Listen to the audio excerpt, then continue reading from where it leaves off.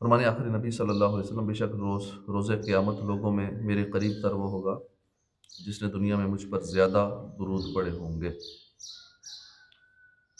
قیامت کے روز ہمارے آقا ہی کی رسائی ہوگی۔ سنتے ہیں کہ محشر میں صرف ان کی رسائی ہے۔ اگر ان کی رسائی ہے لو جب تو بن آئی۔ قیامت کے روز پیارے آقا کی سنی بھی جائے گی، مانی بھی جائے گی۔ اگر ایسی بات ہے تو لو پھر ہم گناہ گاروں کا تو کام ہو گیا کہ اگر آقا کی یہ سنی جانی ہے، رسائی بھی انہی کی ہے، تو پھر ٹینشن نہیں۔ صلو علی الحبیب صلی اللہ تعالی علی محمد صلی اللہ علیہ وسلم۔ ازبکستان افغانستان کے ساتھ ایک ملک ہے، اس کا ایک بڑا پرانا اور تاریخی شہر ہے سمرقند، اور کم بیش 1000 سال پہلے کی بات ہے کہ سمرقند میں سخت قحط سالی ہوئی، بارشیں رک گئی، فصلیں سوکھ گئی، خوراک کی قلت ہو گئی، لوگوں کو بڑی پریشانی کا سامنا کرنا پڑا۔ لوگوں نے کئی بار نماز استسقاء بھی پڑھی، دعائیں بھی مانگی، مگر بارش نہ برسنی تھی، نہ برسی۔ اب پریشانی کے انہی دنوں میں ایک روز ایک نیک شخص شہر کے قاضی صاحب کے پاس تشریف لائے۔ کہا قاضی صاحب آپ سننا پسند فرمائیں تو میری ایک رائے ہے۔ قاضی صاحب نے فرمایا جی ضرور فرمائیے۔ اس نیک شخص نے کہا قاضی صاحب سمرقند کے قریبی اللہ کے نیک اور برگزیدہ بندے ہیں، حضرت امام محمد بن اسماعیل بخاری، ان کا مزار ہے سمرقند کے پاس ہی۔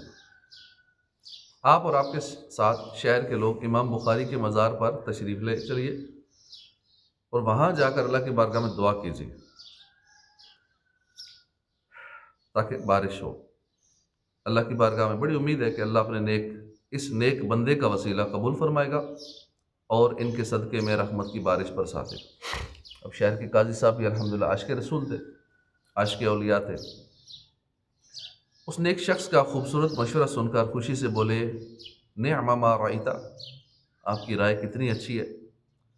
یعنی قاضی صاحب شہر والوں کو ساتھ لے کر امام بخاری کے مزار مبارک پر حاضر ہونے اور ان کے وسیلے سے بارش کی دعا مانگنے پر راضی ہو گئے۔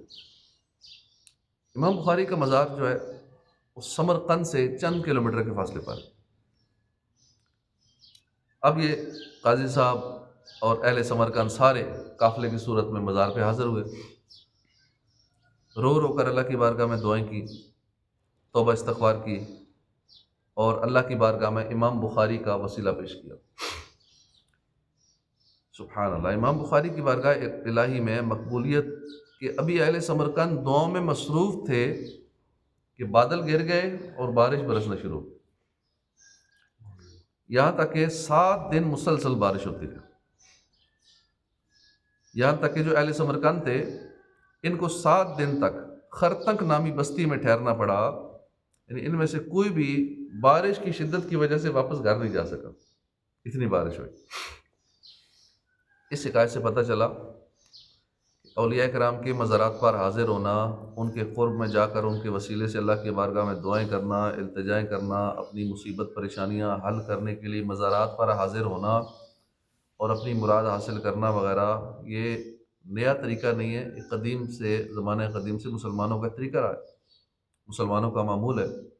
اب بعض نادان ایسے موقع پر بات کو گڑمڑ کرتے ہوئے کہتے ہیں کہ اللہ پاک ہر جگہ، کیا ضرورت ہے مزار پر جانے کی، اللہ ہر جگہ ہے تو کیوں جائیں۔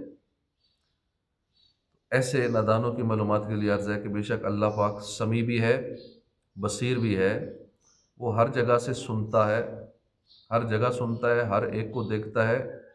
اللہ کی قدرتوں کے تو کیا کہنے ہیں، وہ تو اندھیری رات میں کالی سیاہ چٹان پر کالے رنگ کی چھوٹی سی چیونٹی کو بھی دیکھتا بھی ہے، اور اس چیونٹی کی دل کی دھڑکن کو سنتا بھی ہے۔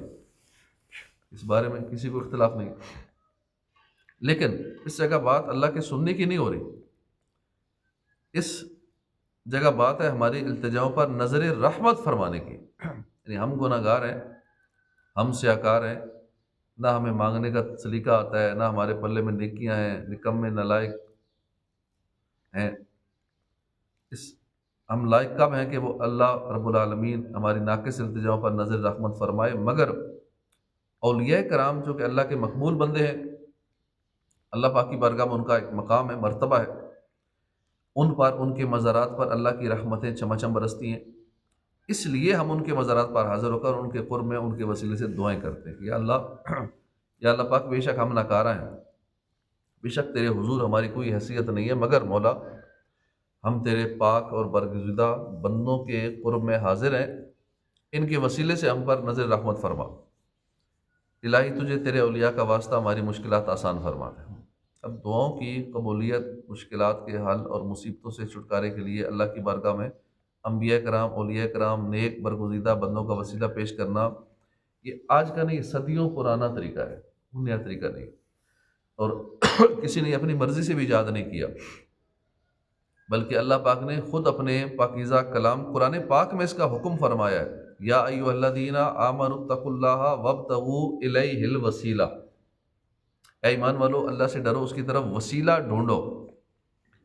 اب یہ آیت نہیں سنائیں گے جو عقیدہ خراب کرنے والے، باقی ساری بیچ میں سنا دیں گے اور ثابت کریں گے کہ نہیں، کسی کا وسیلہ نہیں ماننا چاہیے، بس ڈائریکٹ مانگو، جدھر ہو ادھر سے ہی مانگو، کہیں جاؤ نہیں کسی نیک بندے کے پاس۔ اس آیت کی تفسیر میں لکھا ہے کہ زندہ بزرگوں سے ملاقات کے لیے سفر کرنا، وفات یافتہ بزرگوں کے مزارات پر سفر کر کے حاضری دینا، وہاں جا کر ان کے وسیلے سے اللہ سے دعا کرنا، یہ سب ہی بہتر ہے۔ ان سب سفروں کا جو ماخذ ہے نا، دلیل ہے، یہی آیت ہے کہ یہ سب طریقے بھی تلاش وسیلہ ہی ہیں۔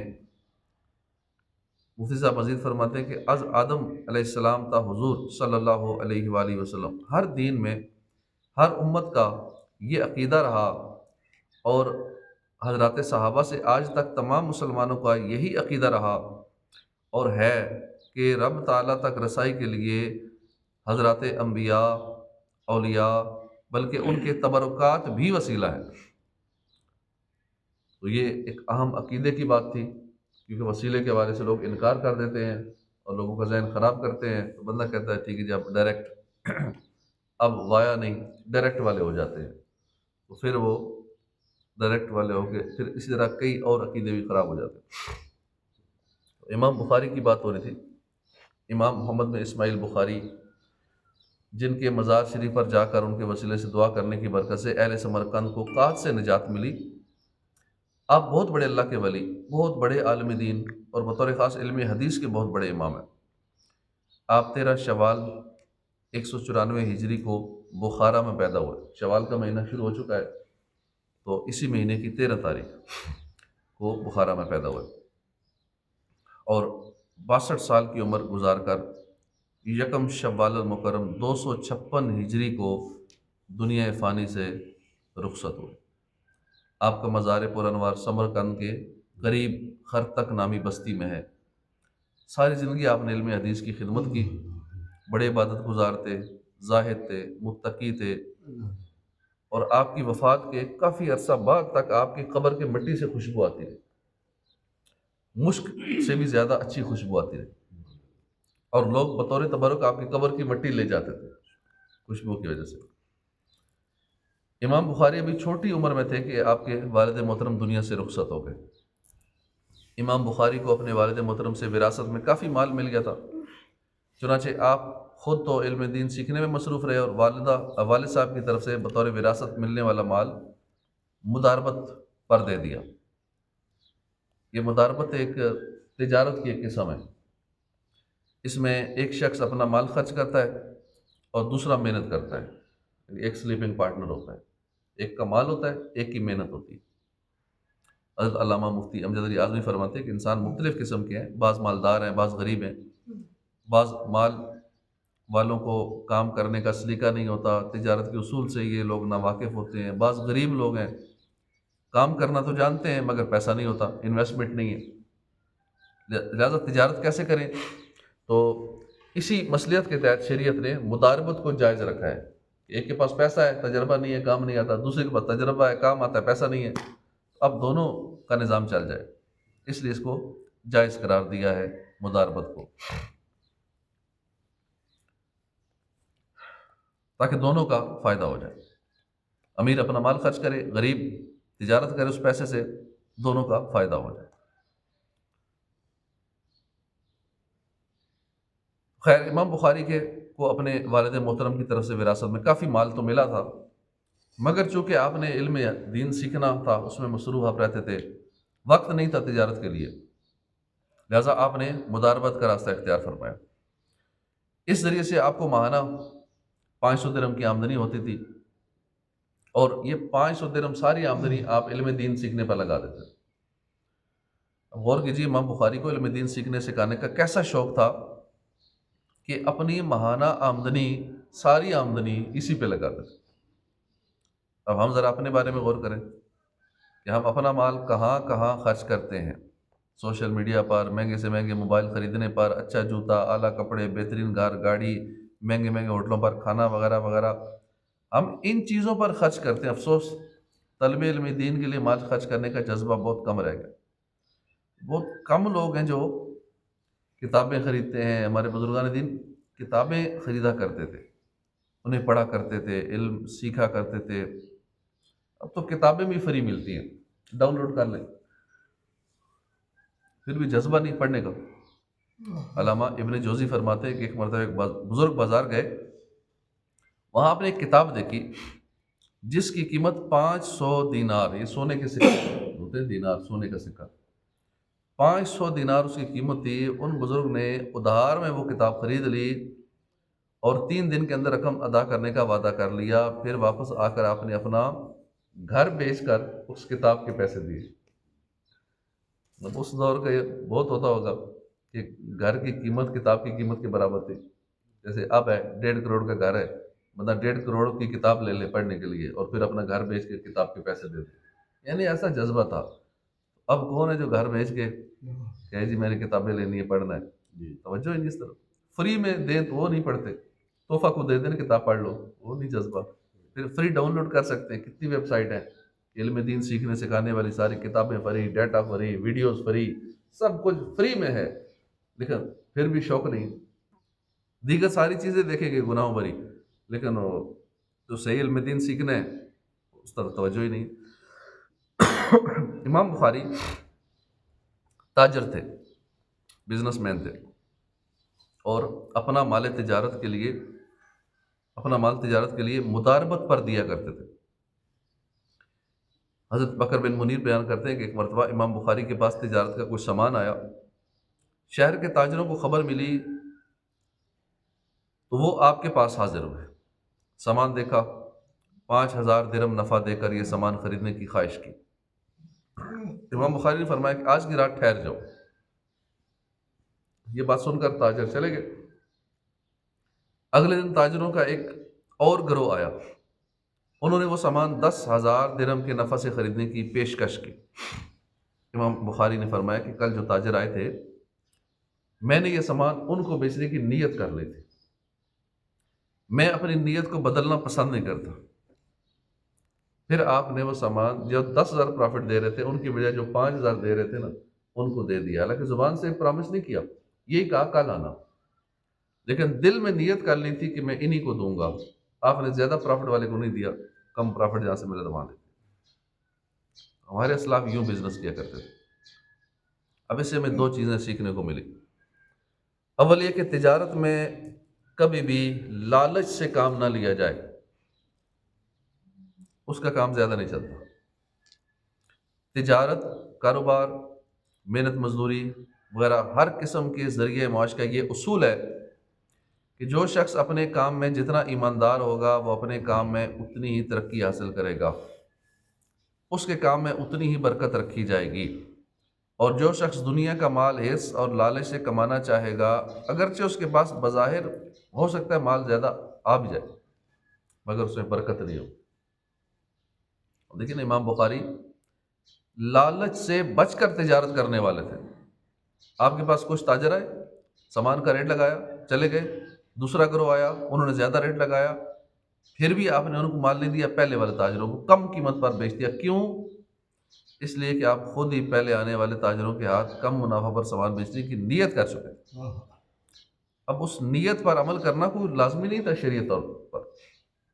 آپ اگر زیادہ منافع لے کر بھی سامان فروخت کرتے تو یہ جائز تھا، مگر امام بخاری کے اعلیٰ اخلاق اور کردار پر قربان کہ آپ نے خود ہی اپنی اپنی ہی کی ہوئی نیت کا الٹ کرنا بھی گوارا نہ کیا، اور پوری ایمانداری کے ساتھ لالچ سے بچتے ہوئے اپنی نیت کو پورا کیا، اپنا سامان کم منافع میں فروخت کر دیا۔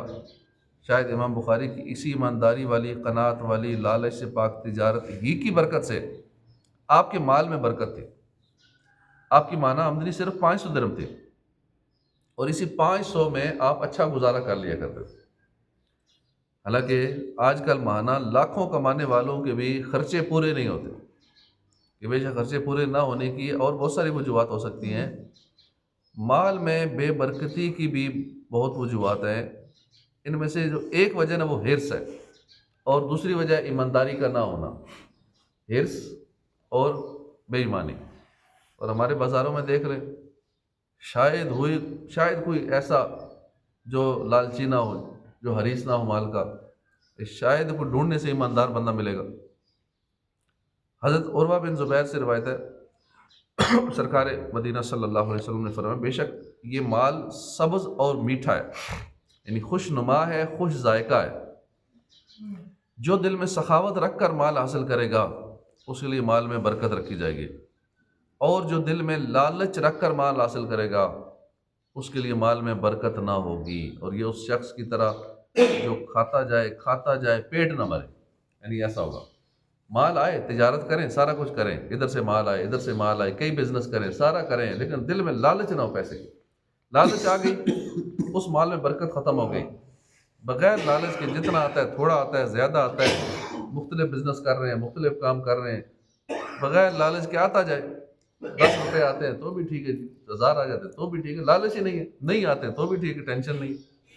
تو اس طرح لالچ نہیں ہے نا، اور مال آ رہا ہے، اس مال کے اندر برکت ہوگی۔ لالچ ہے دل میں، اب جتنا بھی زیادہ آ جائے برکت نہیں ہوگی۔ اس کو یوں ہی سمجھنے، بندہ کھاتا جائے کھاتا جائے کھاتا جائے، بھوک ہی نہ مٹے، پیٹ بھر جائے، درد ہو جائے، میرا خراب ہو جائے، بھوک ہی ختم نہ ہو، یہ بے برکتی ہے نا۔ اور برکت والا ہو تو 2 4 لقمے لے تو بالکل سیر ہو جائے۔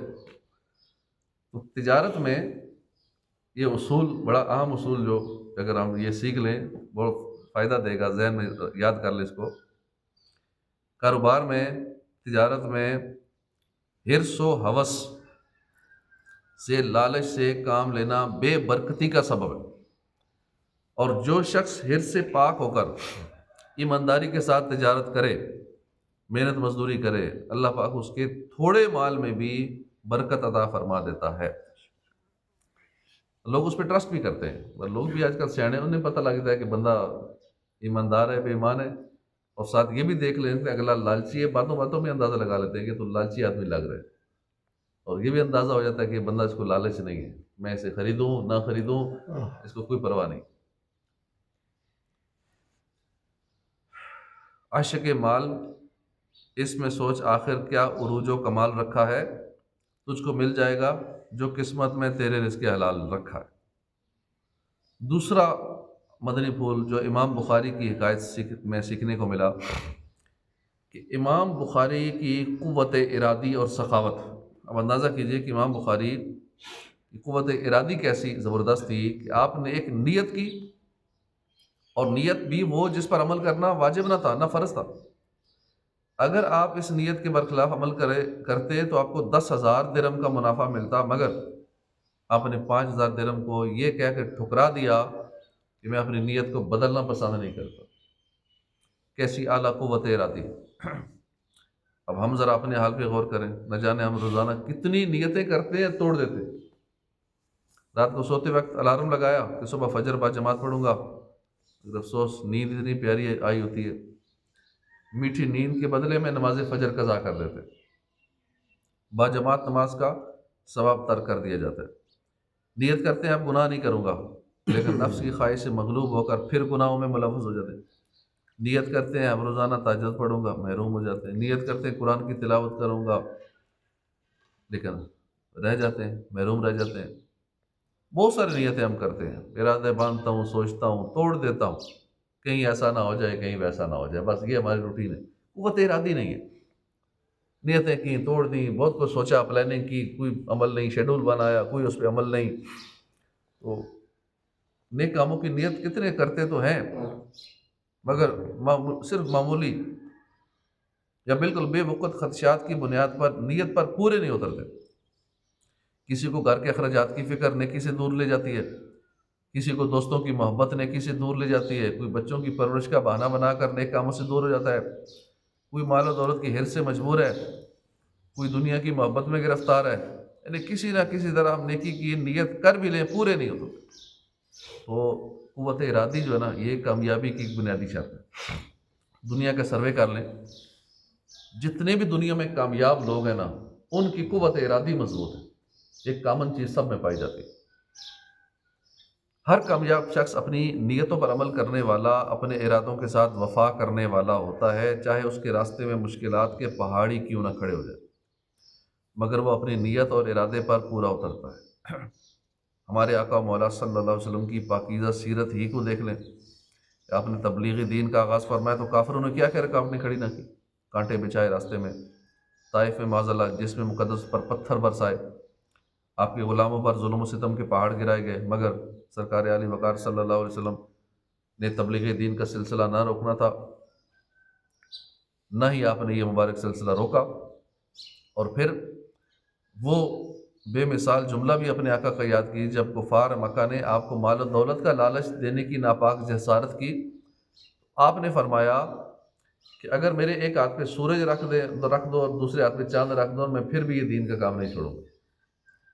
کاش ہمیں بھی اپنے آقا کے صدقے میں قوت ارادی نصیب ہو جائے، ہم بھی اپنے نیک ارادوں، اچھی اچھی فکر آخرت والی، جہنم سے بچانے والی، جنت میں پہنچانے والی نیتوں کو پورا کرنے والے بن جائیں۔ اٹھ باندھ کمر کیا ڈرتا ہے، پھر دیکھ خدا کیا کرتا ہے۔ ہمارے نوجوانوں میں بھی اسی چیز کا مسئلہ ہے، قوت ارادی نہیں ہے، ڈگمگائے ہوئے ہیں، کانفیڈنس نہیں ہے، جس وجہ سے بیچارے بس وہ ٹائم پاس ہو رہا ہے، بے روزگار ہیں، پریشان حال ہیں۔ اللہ پاک عمل کی توفیق عطا فرمائے، آمین بجاہ نبی الامین صلی اللہ علیہ وسلم۔